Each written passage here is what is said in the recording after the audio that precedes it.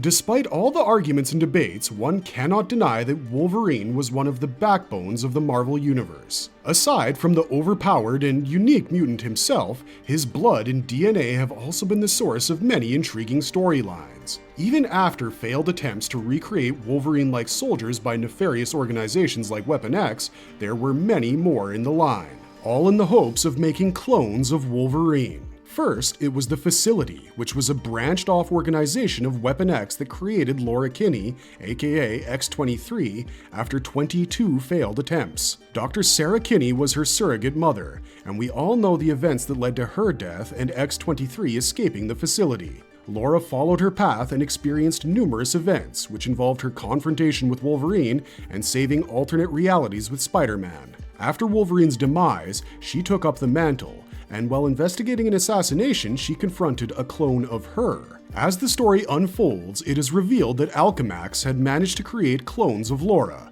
known as the Sisters. Hello everyone, and welcome to another marvelous video. Today, we'll be exploring the origins of one such powerful but softer version of X-23, Gabby Kinney. So let's hop right into it, but before we get into our explanation, we do have a very small request. If you like our content, please support us by subscribing to our channel. This is a small click for you, but for us, it means a lot. Thank you. Let's begin. Who is Gabby Kinney? Gabby was introduced in Tom Taylor's all-new Wolverine Volume 1, Issue 2. Gabrielle, or Gabby, was one of the 10 clones of Laura Kinney named the Sisters, and also the youngest of them. Out of the 10 clones, only 4 were properly identified, suggesting that 6 of them probably didn't make it. The 4 of them were Bologna, or X23_1 Bell, Zelda, or X23_2 Zell, X23_3 Par, and Gabby, or X23_4 Gab. The project was monitored by Robert Chandler along with Captain Mooney for security. The clones were raised in the harshest of environments and later trained to serve as bodyguards for humanitarian missions. They were frequently tortured and abused, especially by Captain Mooney, until one day they managed to flee. Interestingly, they were assisted by Kimura, X-23's handler from the Facility. She wanted them to exact revenge on Alchemax for stealing the properties from the Facility. It all begins with all-new Wolverine Issue 1. Laura Kinney, aka X-23, has taken on the mantle of Wolverine, and she's arrived in Paris to save a man from being assassinated. They were in front of the Eiffel Tower with the assassin at the top of it. Laura's arrival saved the man as she took the shots in her body and one in her head. She was momentarily knocked unconscious, and when she came back to her senses, she changed into the Wolverine outfit and began climbing the Eiffel Tower to get to the assassin. She was fast enough to catch the assassin, who was a girl in a mask. The two began fighting, and surprisingly, the masked assassin was able to keep up with Laura and deliver some good blows. While fighting, she stated to Laura that out of all the people, she should be helping them and their cause. However, before she could explain things further, numerous cops arrived, and the assassin jumped from the Eiffel Tower, committing suicide. When Laura later unmasked the deceased assassin, she was shocked to see that she had the same face as hers. Learning that the man she saved was the father of Dr. Mooney, Laura arrived at Alchemax Genetics in New York just 2 days later. At Alchemax, Laura was greeted by Captain Mooney and Robert Chandler, who explained about the clones of Laura they created to serve as bodyguards. He added that they didn't have her healing abilities nor claws, and also lacked any humanity. The clones, aka the Sisters, had previously killed several Alchemax employees and scientists, and destroyed their property as well. They managed to win Laura's trust, who also promised to stop the clones from killing innocents further. However, with all that sweet talk, the moment Laura left the building, Mooney asked his henchmen to follow her. Laura was aware that she was being followed, and she led them to an alley where, with a single punch and a kick, she made them run for their lives. Soon, Warren arrived and took her to her apartment in the Bronx. However, Laura sensed something before entering the apartment and asked Warren to leave. Inside, there was one of the clones. She had the same face as Laura's, but a much smaller height and a cuter face. She was the youngest of the clones, named Gabby. She had a friendly demeanor, and the first thing she asked was if Laura had killed her sister in Paris. It was revealed that the anonymous tip prior to the Paris incident that Laura had received was in fact from her. Gabby explained how Alchemax created them, took away the feeling of pain, and used them for their purposes. She added that Alchemax now wanted to get rid of them, while the remaining sisters wanted to kill everyone linked with Alchemax. It was quite perplexing for Laura to understand that despite the clones wanting to kill the ones linked to Alchemax, Gabby tipped her to save them. However, before she could get any answers, she was distracted by the fire Gabby had set on her bed, which allowed Gabby to escape. Gabby next arrived at the sewers and united with the two remaining clones, Zelda and Bologna. The two scolded Gabby for leaving without notice as they couldn't afford to be tracked, and that was when Laura arrived at the sewers. It was difficult to track Gabby, but Laura was good at it. She found the clones and they all pointed their guns at her. Laura had no intentions of fighting them, but Bologna took a shot at her through the diagram. However, Laura healed, and as they explained that they never killed the innocents at Alchemax lab, and all of it was set up by the organization, Captain Mooney and his soldiers arrived at the sewers. Laura and her clones defeated each and every soldier, but then there was the Taskmaster, who took 3 shots at the sisters and seemingly killed them. Laura attacked Taskmaster, who was initially confident of countering every attack, but later was defeated by Laura after she pierced her claws through his hands and delivered a few devastating blows. Soon the sisters get back up as they were saved by the body armor they were secretly wearing. Bologna soon pointed her gun at Taskmaster, but Laura stopped her, stating that she should not kill. The two argued, with Bologna stating that if Taskmaster was left alive, she would come after them again, while Laura felt that she could have had a kid back home waiting for her. Bologna mocked her, stating that she should not have pierced her claws through Taskmaster's fingers, as she could have also been a classical pianist. As the two argued, Zelda took a shot at Taskmaster's leg while Gabby gathered her dismembered fingers and placed them near her so that she could find them upon getting her senses back. The 3 left in an armored truck, and soon there were numerous armored vehicles following them.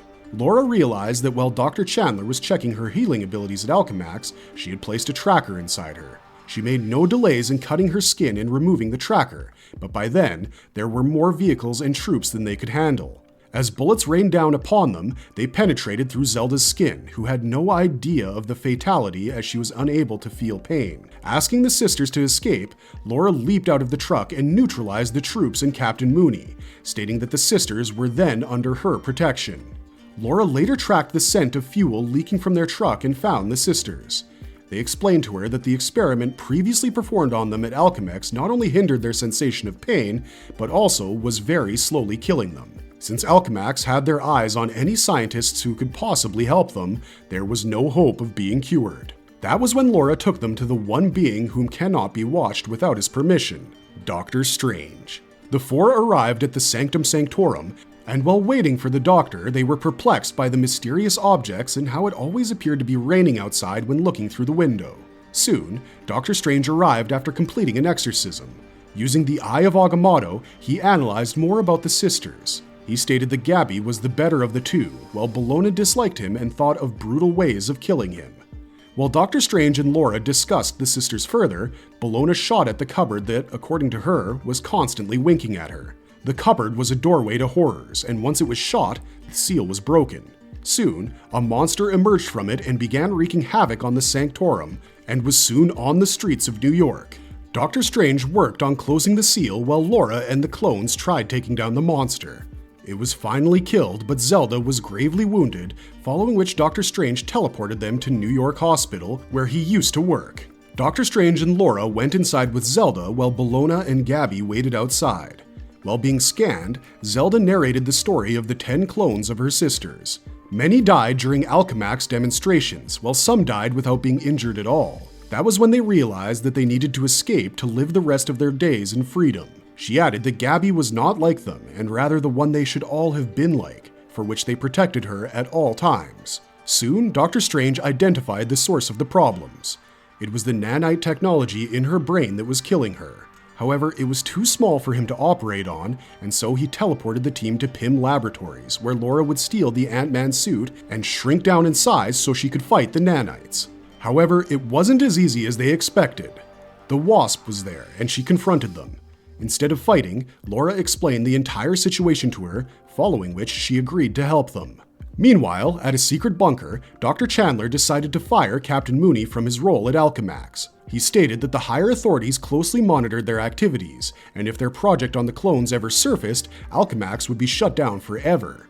He pointed out Captain Mooney's failure when the sisters escaped and how he was forgiven, but chasing them on the streets with heavily armored vehicles was beyond stupidity, as it defeated the entire idea of being discreet. The nanites injected by Alchemax were constructed in such a way that if any of them were destroyed, it gave a signal to Alchemax along with the location of the sisters. Back at the hospital, Laura and Wasp entered Zelda's bloodstream and began fighting the nanites. They managed to destroy a few nanites, which alerted the scientists. The scientists informed Captain Mooney without realizing that he'd already been fired. Zelda regained her senses and started feeling better. However, Captain Mooney arrived and shot her, rendering their efforts futile. The other two sisters were also knocked down. When Laura and Wasp exited Zelda's bodies thinking they had successfully cured her, they were shocked to see her condition.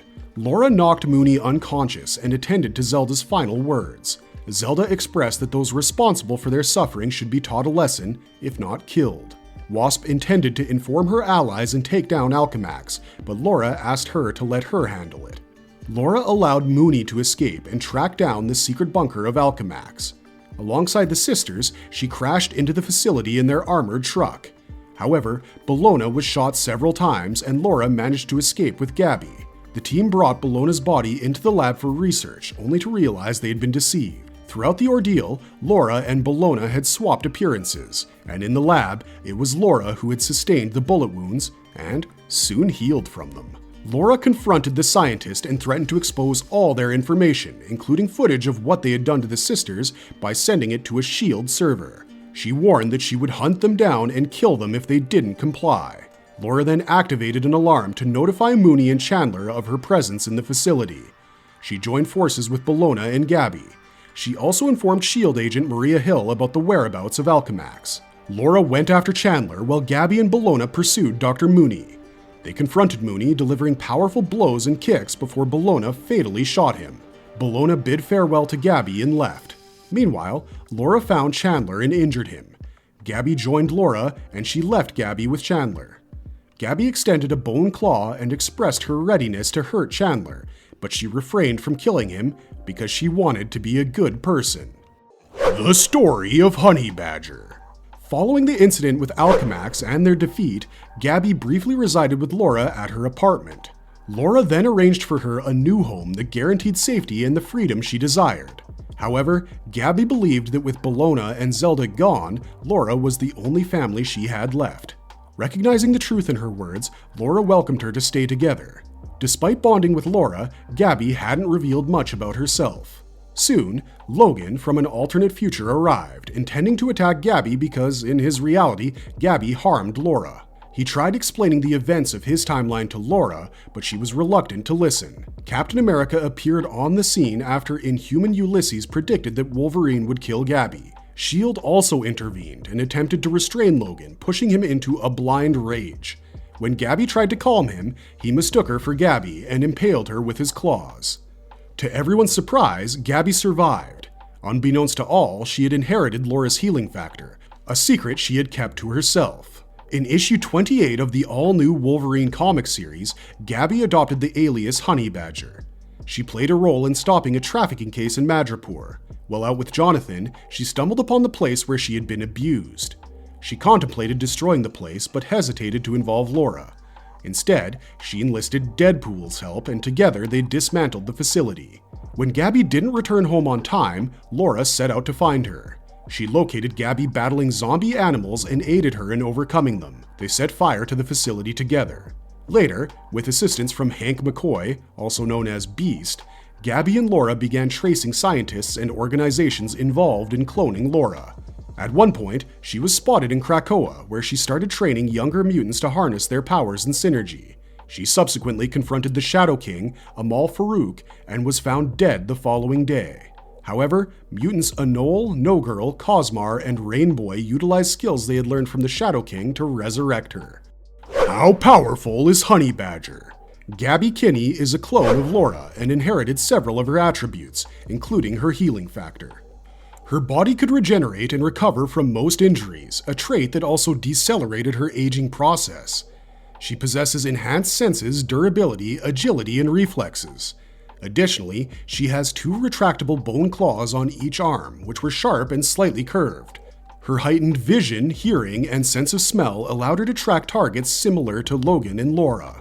With these remarkable abilities, Gabby was trained as an assassin and became a proficient covert operative. Even when Wolverine pursued her, he struggled to track her down. She initially showcased skill with firearms, but under Laura's guidance, she transitioned to using nunchucks and a pair of brass knuckles inscribed with the words Honey Badger. Marvelous verdict! Unfortunately, we've reached the end of this video on one of the coolest new characters in comics, and we hope you've enjoyed our content. Characters derived from Wolverine are consistently sensational in the comics. Their fierce nature, incredible abilities, and of course, those iconic claws never cease to astonish us. Reflecting on the awesomeness of seeing Laura, also known as X-23 and Wolverine, in the live-action movie Logan, we can only imagine the excitement of witnessing Honey Badger in a live-action film someday. With this, we're wrapping up today's video. Stay tuned to our channel for the next Uncanny installment, and if you liked our content, don't forget to leave a like and subscribe to us if you haven't already. Thanks for watching, stay safe out there, and have a marvelous day.